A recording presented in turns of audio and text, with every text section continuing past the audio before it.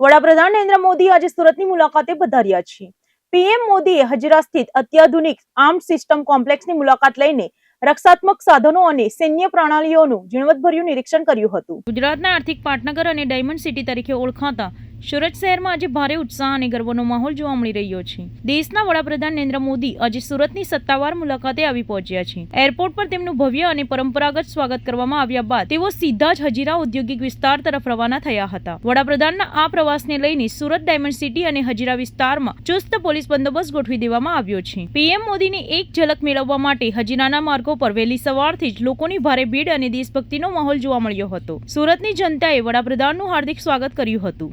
સુરત આગમન બાદ વડાપ્રધાન નરેન્દ્ર મોદીએ હજીરા ખાતે આવેલા દેશના અત્યંત મહત્વપૂર્ણ અને અત્યાધુનિક એવા આર્મ્ડ સિસ્ટમ કોમ્પ્લેક્સની મુલાકાત લીધી હતી। આ કોમ્પ્લેક્સ ભારતની સંરક્ષણ ક્ષમતા અને મેક ઇન ઇન્ડિયા અભિયાનનું એક ઉત્કૃષ્ટ ઉદાહરણ છે। અહીં ભારતીય સેના માટે અત્યાધુનિક આર્ટિલરી ગન્સ, ટેન્ક અને અન્ય લશ્કરી વાહનોનું નિર્માણ અને એસેમ્બલિંગ કરવામાં આવે છે। વડાપ્રધાને આ સંકુલની અંદર જઈને સંરક્ષણ ક્ષેત્રે થઈ રહેલી આધુનિક પ્રગતિની સમીક્ષા કરી હતી। દેશને સંરક્ષણ ક્ષેત્રે આત્મનિર્ભર બનાવવાના ઉદ્દેશ્યથી સ્થપાયેલા આ પ્રોજેક્ટની પ્રવૃત્તિઓનું પીએમ મોદીએ ખૂબ જ બારીકાઈથી અવલોકન કર્યું હતું। આર્મ્ડ સિસ્ટમ કોમ્પ્લેક્સની મુલાકાત દરમિયાન વડાપ્રધાન નરેન્દ્ર મોદીએ ત્યાં હાજર સંરક્ષણ નિષ્ણાતો, એન્જિનિયરો અને વૈજ્ઞાનિક સાથે સીધો સંવાદ સાધ્યો હતો। તેમણે સંકુલમાં તૈયાર થઈ રહેલી અત્યાધુનિક સૈન્ય પ્રણાલીઓ અને હથિયારોના પ્રદર્શનનું નિરીક્ષણ કર્યું હતું। પીએમ મોદીએ સેનાના આધુનિકરણમાં આ કોમ્પ્લેક્સના યોગદાનને બિરદાવ્યું હતું। ખાસ કરીને દેશની સરહદોની સુરક્ષા કાજે તૈયાર કરવામાં આવતી હેવી આર્મ્સ વ્હીકલ અને લશ્કરી ટેન્કરોના ટેકનિકલ પાસાઓ વિશે તેમને વિગતવાર માહિતી મેળવી હતી। વડાપ્રધાને સંરક્ષણ ઉત્પાદન ક્ષેત્રે કાર્યરત સ્થાનિક એન્જિનિયરોની કુશળતાની પ્રશંસા કરી અને આત્મનિર્ભર ભારત તરફ આગળ વધવા પ્રોત્સાહિત કર્યા હતા। વડાપ્રધાનની હજીરા ખાતેની આ હાઈ પ્રોફાઇલ મુલાકાત માત્ર સુરત કે ગુજરાત માટે જ નહીં પરંતુ સમગ્ર દેશની સુરક્ષા વ્યવસ્થા માટે ખૂબ જ અગત્યની માનવામાં આવી રહી છે। સંરક્ષણ ક્ષેત્રે ખાનગી અને જાહેર ક્ષેત્રના ભાગીદારીથી દેશ કેવી રીતે મજબૂત થઈ રહ્યો છે તેની પ્રતીતિ આ મુલાકાત કરાવે છે।